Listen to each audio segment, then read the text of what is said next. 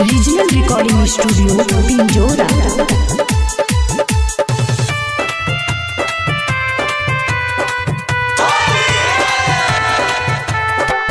होली खेले यहाँ छाड़ी बरवा की बरवा की लागल हौला भरवा होली खेले यहाँ छाड़ी बरवा की बरवा की लागल हौला भरवा रंगले आना रवा की लागल हौला भरवा रंगले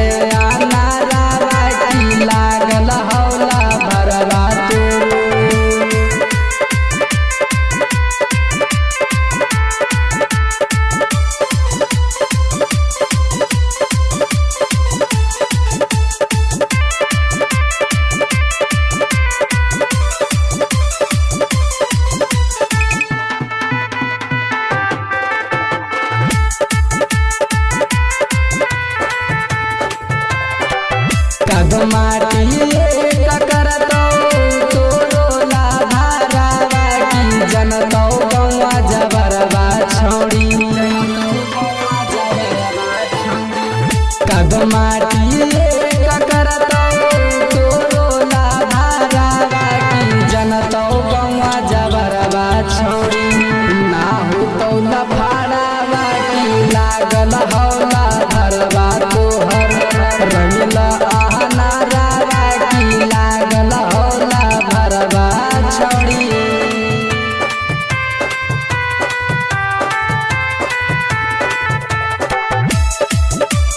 रीजनल रिकॉर्डिंग स्टूडियो पिंजोरा।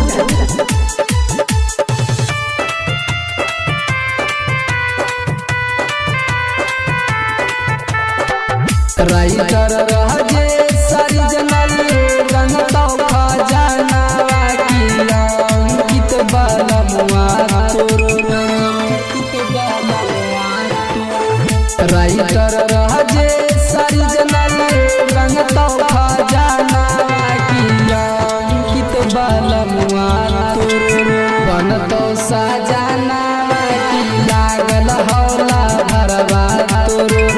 रंगले आना रवा की लागल हौला भरवा